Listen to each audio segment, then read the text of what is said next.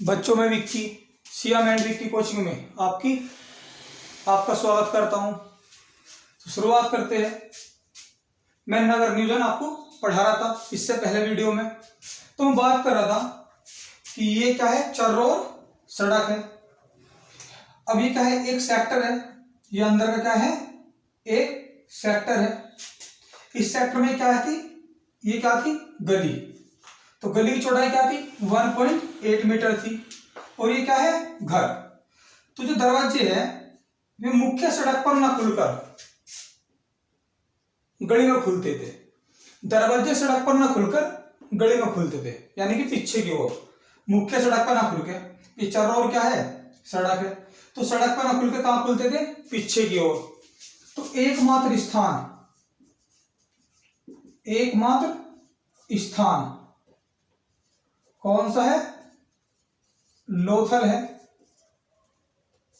जिसके दरवाजे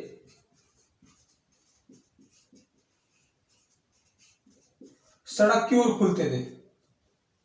किसकी ओर, सड़क की ओर खुलते थे।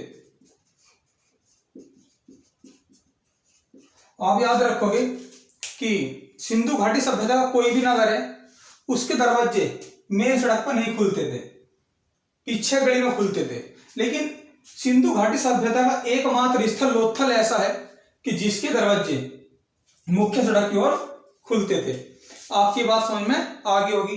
अब मैं पूरे सेक्टर में से एक घर उठा रहा हूं और एक घर की आपको विशेषता बता रहा हूं। क्वेश्चन बड़े खास ध्यान रखोगे आप।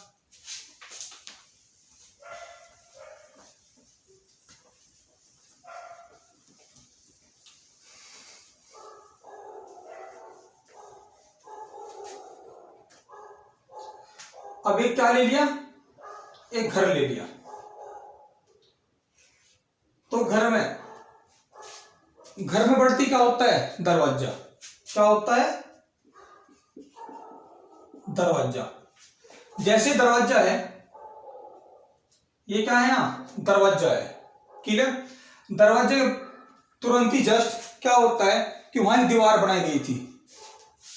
दरवाजे के जैसे प्रवेश करा घर में, प्रवेश करने के बाद सामने एक दीवार होती थी। क्या होती थी, फिर होती थी यहां पे दीवार। जैसे आज तो पर्दा लगाते हैं, आज तो क्या लगाते हैं, पर्दा।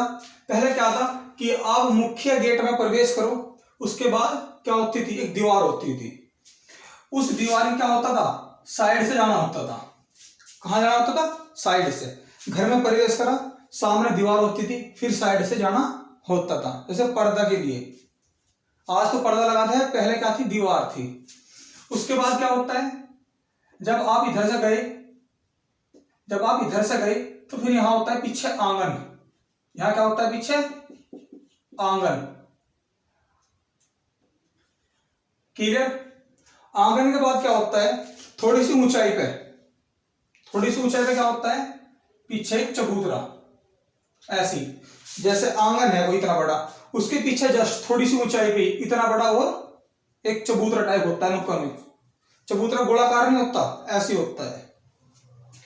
उसके बाद क्या होता है, इधर साइड में कमरे, पीछे कमरे और साइड में कमरे, ठीक है। 3 से 4 क्या होते थे, कमरे होते थे। तो क्या हुआ, जब दरवाजे में प्रवेश करा तो क्या आई, दीवार की साइड से गई, क्या आया, आंगन के बाद क्या आया, थोड़ी सी ऊंचाई पे, जैसे आप बरामदा कहते हो, अपनी भाषा में क्या कहते हो आप, बरामदा। फिर इधर कमरा, इधर कमरा, इधर कमरा, पीछे कमरा, इधर कमरे होते थे, क्लियर। तो आपको एक बात ध्यान रखनी कि सभी जगह के क्या थे, आंगन कच्चे मिले। आंगन किसके थे, कच्ची ईंट के। सब स्थानों के आंगन क्या थे, कच्ची ईंट के थे। एकमात्र स्थान जहां के आंगन पक्की ईंट के थे। जहां के आंगन किसके थे, पक्की ईंट के। और कई बार क्वेश्चन आया है, उसका आंसर है आपका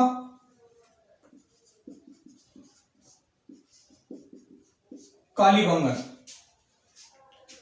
ठीक है कि कालीबंगन में सर्वाधिक अच्छी ईंट का प्रयोग हुआ है, लेकिन वहां में जो आंगन था घर का वो पक्की ईंट का था, क्या कह सकते हो अलंकृत ईंट।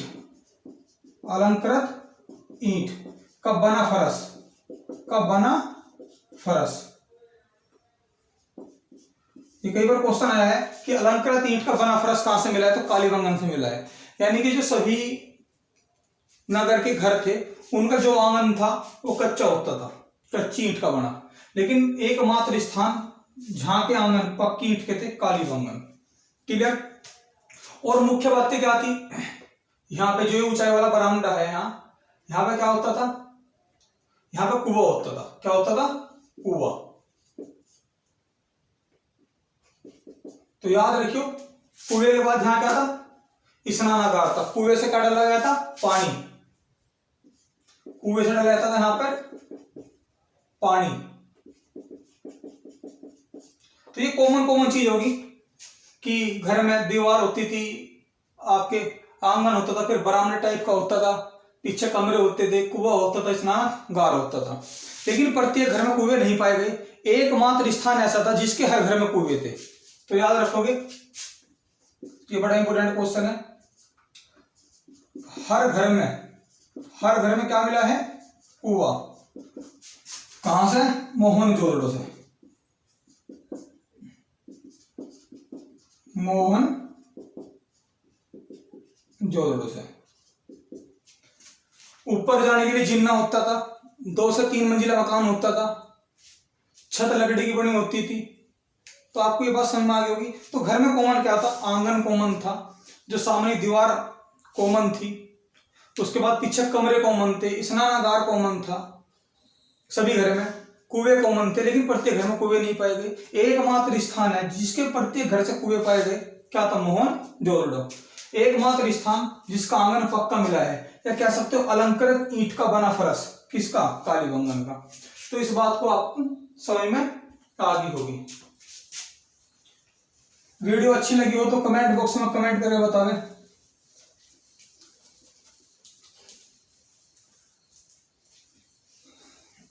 अब बात करें किसकी, सामाजिक पक्ष की, फिर बात करेंगे धार्मिक पक्ष की। तो बात करें किसकी, सामाजिक पक्ष की। क्लियर। तो इसमें 4-5 चीज पढ़नी है हमें।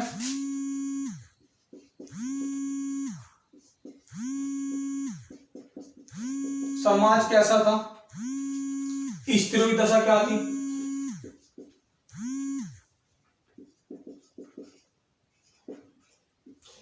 स्त्रियों की दशा क्या थी। फिर पढ़ना है हमें खान पान क्या था। फिर पढ़ना है हमें वेशभूषा, वेशभूषा क्या थी। फिर पढ़ना है हमें मनोरंजन क्या थे, मनोरंजन के साधन।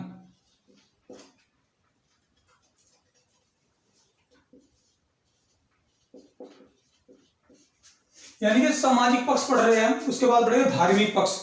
सामाजिक पक्ष में क्या पढ़ना है, समाज कैसा था, स्त्रियों की दशा उस समय क्या थी, खान पान क्या था, वेशभूषा क्या थी, मनोरंजन के साधन क्या थे। तो बात करें किसकी, समाज की। समाज 3 वर्ग में विभक्त था, समाज 3 वर्ग में विभक्त था। आप नॉर्मल क्वेश्चन याद रख सकते हो कि समाज 3 वर्ग में विभक्त था। नंबर 1 विशिष्ट वर्ग, नंबर 2 माध्यम वर्ग, नंबर 3 कमजोर वर्ग। कमजोर वर्ग या कह सकते हो मतलब गरीब वर्ग, गरीब वर्ग, विशिष्ट वर्ग, मध्यम वर्ग, गरीब वर्ग या कमजोर वर्ग। कोई दिक्कत तो नहीं। तो विशिष्ट वर्ग में कौन आते थे, विशिष्ट वर्ग में आते थे पुरोहित। पुरोहित यानी कि जो उस समय बिल्कुल विद्वान लोग थे, ठीक है नहीं। और जैसे घर में अग्निकुंड वगैरह मिले कहीं कहीं, तो ये क्या करते थे, ये आते थे और घरों में हवन वगैरह करते थे। तो ये पुरोहित लोग थे उस समय, जिनको क्या माना गया था, विशिष्ट वर्ग में रखा गया था। और ये कहाँ रहते थे? पश्चिमी टीले पर, पश्चिमी टीले पर।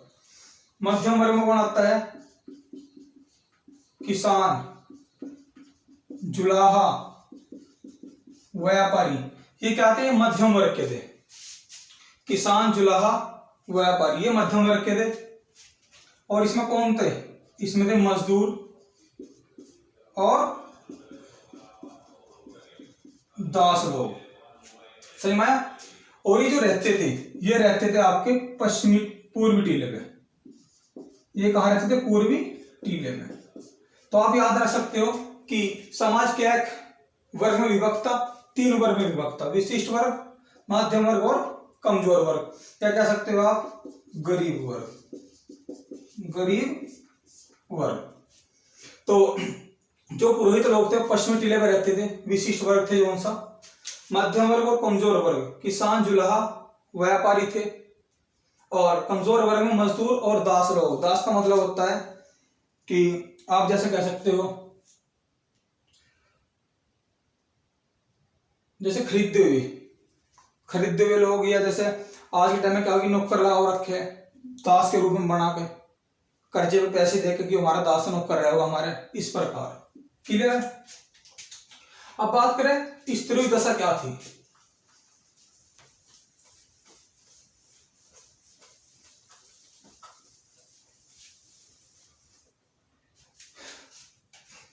स्त्री दशा क्या थी?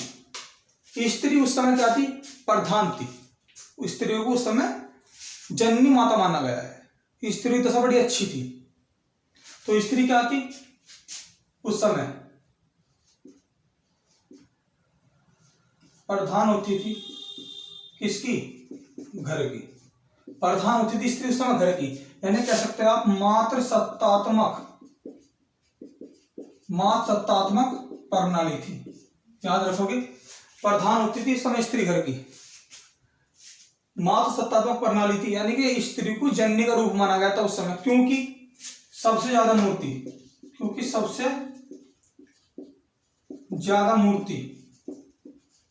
मरण मूर्तियां मिली है,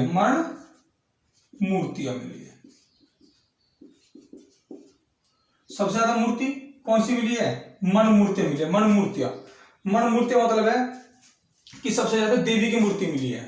मरण मूर्तियां मतलब है देवी की मूर्तियां, जैसे उर्वरता की देवी,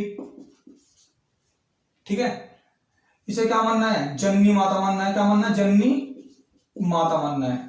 या कह सकते हो सबसे ज्यादा मूर्ति जो प्राप्त हुई है वो देवियों की प्राप्त हुई है। कह सकते हैं मण मूर्तियां मिली है। मण मूर्तियां मतलब है कि देवियों की मूर्ति मिली है। जैसे उर्वरता की देवी की मूर्ति मिली थी, इसको क्या माना? जननी माता माना। उर्वरता की देवी कौन सी थी? जिसके पेट पर, मैंने आपको बताया है, एक मूर्ति मिली देवी की, मातृ देवी की मूर्ति मिली, जिसके पेट पर क्या हो रहा?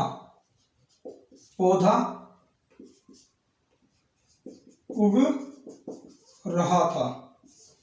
तो माता देवी की मूर्ति मिली जिसके पेट पर पौधा उग रहा था, उसे क्या कहा गया? उर्वरता की देवी, यानी कि जननी माता। यानी कि इसके पेट से पौधा उग रहा, यानी कि जननी माता है, जननी माता का रूप दिया गया है। तो उस समय स्त्री क्या थी? यानी कि प्रधान होती थी मातृ सत्तात्मक प्रणाली थी। सबसे ज्यादा विश्वास भी मातृ शक्ति में करते थे उस समय। तो क्वेश्चन ध्यान रखोगे कि मातृ देवी की मूर्ति कहां से मिली थी? आपको मैंने बताया था, आपको हड़प्पा से मिली थी, हड़प्पा स्थान से।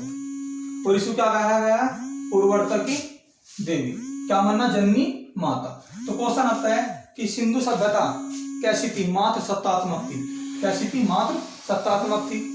मातृ देवी की मूर्ति जिसके पेट से पौधा उग रहा था, कहां से मिली? हड़प्पा से। या उर्वरता की देवी की मूर्ति कहां से मिली? हड़प्पा से। क्वेश्चन आता है कि सर्वाधिक जो विश्वास करते थे, वे किस पर करते थे? मातृ देवी पर। मातृ देवी पर। आपकी बात समझ में आ गई होगी। लेकिन कहीं कहीं थोड़ी सी अवहेलना भी हुई है। जैसे क्या हुई है? थोड़ी सी अवहेलना हुई है। जैसे सती प्रथा मिली है, सती प्रथा के साक्ष से मिले, यानी कि एक तरफ तो उसको देवी माना गया है स्त्रियों को, दूसरी तरफ सती पर भी साक्ष से मिले हैं। जैसे आपको मैंने बताया था लोथल से, जैसे लोथल के पश्चिमी टिल्ले से 20 समाधि मिली है, जिसमें क्या थी 3 युगल सावधान थे। क्या थे? 3 युगल सावधान थे, 3 युगल सावधान थे। यानी कि क्या मिले हैं? सती प्रथा के साक्ष्य मिले हैं, यानी कि अवहेलना भी मिली है कहीं ना कहीं। और कालीबंगन से भी 1 युगल सावधान मिला है, 1 युगल सावधान मिला है। याद रखियो आप, 3 युगल सावधान मिले लोथल से, 1 मिला है कालीबंगन से। तो यानी कि जहां वे स्त्री को जननी माता मानते थे, वहीं कहीं ना कहीं उनकी अवहेलना भी मिली है। तो याद रखो क्वेश्चन बना कि सिंधु सभ्यता कैसी थी? मात सत्तात्मक थी। मात देवी की मूर्ति कहां से मिली है? जिसके पेट पर पौधा था, हड़प्पा से। उर्वरती देवी की मूर्ति कह सकते हैं या हड़प्पा से। सती प्रथा का उल्लेख कहां मिला? लोथल से। या 3 युगल सावधान कहां से मिले? लोथल से। कालीबंगन से मिला है, आप याद रखोगे। अब बात करें खान पान की।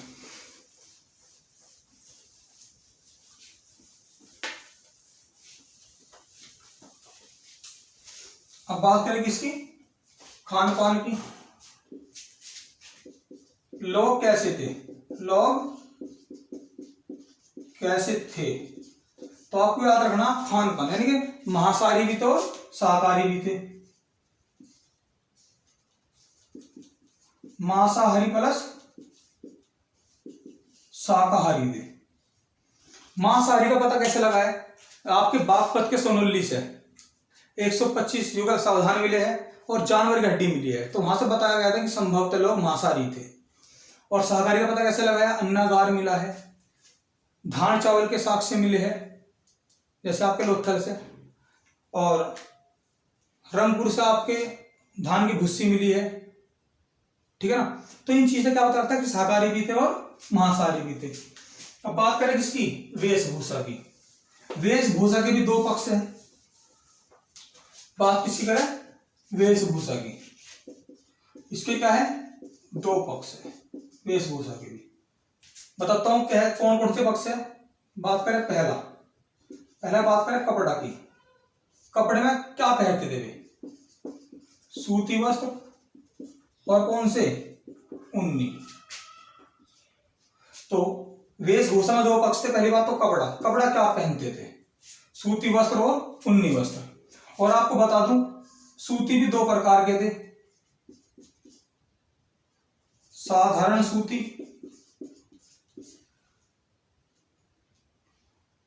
और आपको बताऊं कि एक थी कढ़ाईदार सूती।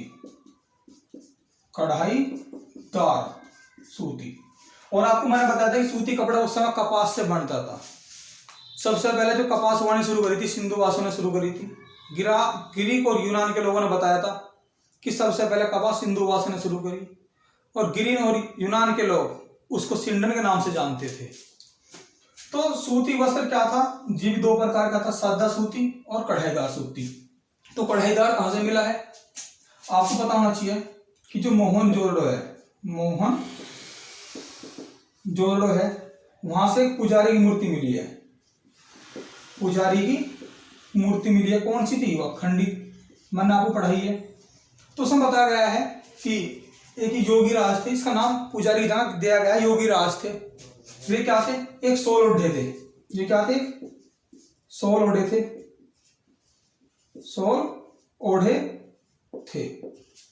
वो सोल ऐसे हुआ था, ये ऐसे मूर्तियां कटे हुए हाथ थे, सोल ओढ़े हुए थे। तो उस पर 3 पत्तियों वाला, उस पर 3 पत्ती छप रही थी। तो सोल ओढ़े थे कौन सा था? 3 पत्तियां वाला साल था। तो वो साल कैसा था? कढ़ाईदार था, वो सूती का था। आप याद रखोगे कि जो पुजारी था उसका मूंछ नहीं थी, क्या थी? दाढ़ी थी। मूंछ नहीं थी, दाढ़ी थी। अपनी चिंतन मगन में मौन था। यानी कि पुजारी की मूर्ति मिली थी खंडित, साल ओढ़े था कौन सा? 3 पत्तियां वाला साल था। वो सूती वस्त्र का ही था। तो कढ़ाईदार सूती कपड़े से मिले हैं, ये कहाँ से मिले थे? मोहनजोदड़ो से।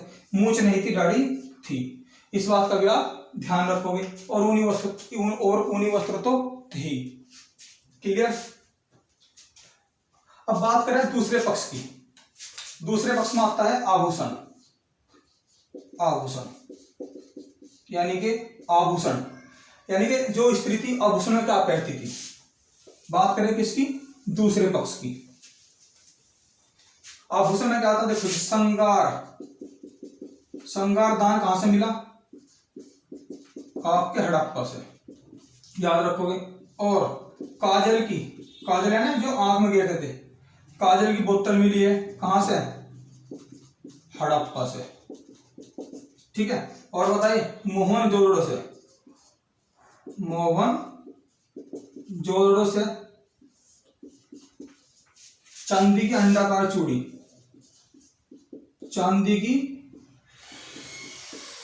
अंडाकार क्या मिली है? चूड़ी मिली है। क्लियर। और बता दूं मैं आपको, नौसारों से मिले आपके सिंदूर। सिंदूर के साथ से। नौसारों कहाँ है? आपको मैंने पढ़ाया है। ये आपके कहाँ पे है? पाकिस्तान में है वर्तमान में। और मैंने बताया है आपको, जैसे आपको मैंने बताया बनवाली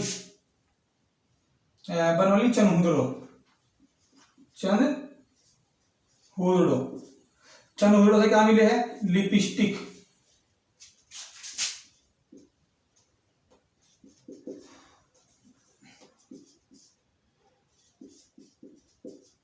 लिपस्टिक मिली है, कंघा मिला है, इत्र मिला है। यानी कह सकते हो आप सौंदर्य प्रसाधन के साक्ष्य। सौंदर्य प्रसाधन क्या मिले है भैया आपको?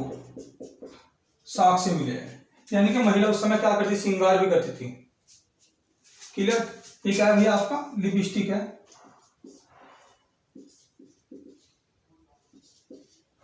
लिपस्टिक। क्लियर। तो लिपस्टिक है, कंघा है, इत्र है, यानी कि सौंदर्य प्रसाधन के साक्ष्य मिले हैं। तो आपके बात समझ में आ गई। यानी कि उस समय लेडी श्रृंगार भी करती थी। बात करें किसकी? मनोरंजन के साधन की।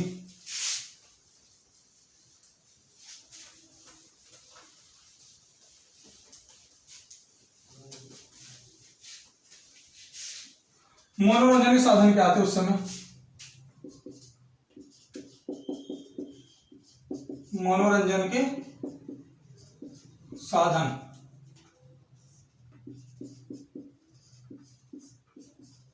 क्या क्या थे? कुछ नहीं, मछली पकड़ना,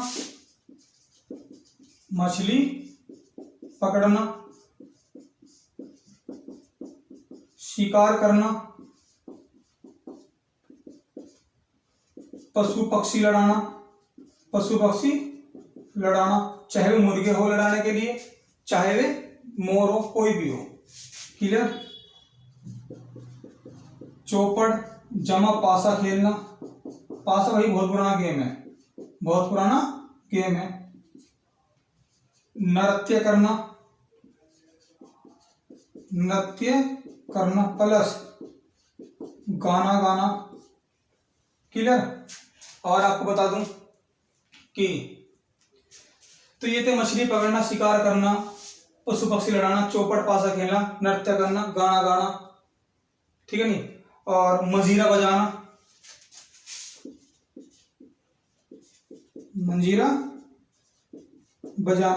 तो ये सब के सब मनोरंजन के साधन थे। अब बात करें किसकी भैया? धार्मिक पक्ष की। धार्मिक पक्ष की। सामाजिक पक्ष हो चुका है। अब बात करें किसकी? धार्मिक पक्ष की। फिर बात करेंगे आपके आर्थिक जीवन की। कृषि क्या थी? व्यापार कहां से होता था? सब चीज चलती रहेगी आपके। तो बात करें किसकी? धार्मिक पक्ष की। धार्मिक पक्ष चल गया। नगर नियोजन पढ़ा चुका हूं, सामाजिक पक्ष पढ़ा चुका हूं। बात करें धार्मिक पक्ष। क्लियर। मैं आपको बता दूं, एक होता है दार्शनिक पक्ष। दार्शनिक पक्ष का मतलब होता है कि वे लोग आत्मा में विश्वास करते थे या ईश्वर में विश्वास करते थे, इस चीज का पता नहीं लगा। क्योंकि आत्मा और ईश्वर में विश्वास करते थे उसका पता लगता है ग्रंथों से। लेकिन सिंधु सभ्यता जो लिपि थी भाव चित्रात्मक थी, यानी कि पढ़ी ना जा सकने वाली, तो इस चीज का तो पता नहीं लगा कि वे आत्मविश्वास करते थे नहीं करते थे, पुनर्जन्म को मानते थे नहीं मानते थे, ब्रह्मांड के प्रति क्या सोच थी उसका पता नहीं लगा, क्योंकि उनके ग्रंथ पढ़े आज तक नहीं गए। एक होता है क्रियात्मक पक्ष, यानी कि उसे कहते हैं कर्मकांडी पक्ष। उसका जो पता लगता है मंदिर मूर्तियों से पता लगता है कि उनकी आस्था क्या थी, वे किसको क्या मानते थे। तो शुरुआत करते हैं धार्मिक। तो याद रखियो सीधा सा क्वेश्चन क्या है कि मैं आपको बता दूं कि धार्मिक पक्ष में क्या था कि वे उस समय पूजा किस किसी करते थे। पूजा करते थे किसकी? एक तो मैंने आपको बताया मातृ देवी की, मातृ देवी की पूजा। मैंने बताया था आपको कि माता सत्तात्मक प्रणाली थी, माता को प्रधान माना गया है। जो उर्वरता की देवी थी, यानी कि जिसके पेट पर पौधा हो रहा था, मातृ देवी की मूर्ति हड़प्पा से मिली है। तो मातृ देवी की पूजा करते थे। और किसकी? पशुपति नाथ की पूजा करते थे। ये कैसे पता लगा पशुपति नाथ की पूजा करते थे? मैं आपको बता दूं कि ये क्या मिली है, मोहर मिली थी। कहां से मोहर मिली? हड़प्पा मोहनजोदड़ो से, मोहनजोदड़ो से। वह कैसी मोहर थी? 3 मुख वाले देवते की, है ना। वह कौन सी थी? 3 मुख वाले देवता की, जिसे कहा गया क्या? पशुपतिनाथ। पशुपतिनाथ। तो कई बार क्वेश्चन आता है कि 3 मुख वाले देवता की मूर्ति कहां से मिली है? मोहनजोदड़ो से। तो यहाँ क्या था? यहाँ पशुपतिनाथ जी बैठे हुए थे, 3 मुख थे इनके। तो ये क्या हुआ? इधर का दाया, इधर का हुआ बाया। तो ये दाया है, ये दाया भाग, और ये है आपके बाया भाग। क्लियर? तो इधर क्या था?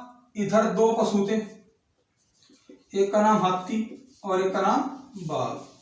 बाएं साइड में 2 पशु थे, एक का नाम गैंडा और एक का नाम भैंसा। नीचे थे दोहरिया पशु। नीचे कौन थे? दोहरिया पशु, जिसको आप अपनी भाषा में हिरण कहते हो, दोहरिया पशु थे। और मैं बता दूं कि सर जॉन मार्शल ने बताया कि यह पशुपतिनाथ है, यह पशुपतिनाथ है। क्लियर? तो यह पशुपतिनाथ किसने बताया था भैया आपको? सर जॉन मार्शल ने। तो क्वेश्चन आता है कि 3 मुख वाले देवता की मोहर कहां से मिली है? ये पशुपतिनाथ की जो मूर्ति मिली है, ऐसे करते गए। तो ये कहां से मिली है? आपके मोहनजोदड़ो से मिली है। याद रखोगे। पूछ सकता है दाएं भाग में जो वह मोहर मिली है, दाएं भाग से क्या था? हाथी और बाघ था। बाएं भाग में कौन था? गैंडा भैंसा था। नीचे क्या था? दोहरिया पशु, जिसे हिरण कहते हो। तो याद रखोगे। और सर जॉन मार्शल ने बताया था कि यह पशुपतिनाथ है। तो पशुपतिनाथ की भी पूजा करते थे। और बताऊं आपको मैं, वर्षभ पूजा भी करते थे। वर्षभ पूजा का मतलब है एक सरंगी पशु की, एक सरंगी पशु। तो वर्षभ पूजा करते थे एक सरंगी पशु। सबसे विशेष पूजनीय था एक कुबड़वाड़ा, पशुओं में सबसे विशेष पूजनीय था एक पशुओं में, इसे कहते हैं आप कुबड़वाड़ा सांड। कुबड़वाड़ा सांड। तो अगर क्वेश्चन आ जाए पशुओं में सबसे विशेष पूजनीय कौन था? कुबड़वाड़ा सांड। क्लियर? इस बात को लेकर क्लियर? तो वर्षभ पूजा भी थी, यानी कि पशुओं में सर्वाधिक विशेष पूजनीय कौन था? कुबड़वाड़ा सांड था। और जैसे और भी पूजा करते थे, मैं आपको बता दूं, जैसे अग्निकुंड मिला, मैं लिख रहा हूं, जैसे अग्निकुंड मिला है तो अग्नि पूजा, स्नानागार थे तो जल पूजा, वृक्ष पूजा, और किसकी? नाग पूजा। तो आप याद रखोगे ये विशेष थे। तो विश्वास किसमें करते थे? महादेव विश्वास करते थे, ठीक है ना। पशुपतिनाथ की पूजा करते थे और वर्षभ पूजा भी करते थे। तो ये तीन तो मेन थी। और आप याद रख सकते हो अग्नि पूजा, जल पूजा, वर्ष पूजा और नाग की पूजा होती थी। तो बच्चों आज के लिए इतना ही काफी है। वीडियो अच्छी लगी तो कमेंट बॉक्स में कमेंट करके बतावे, शेयर करें, लाइक करें, सब्सक्राइब करें।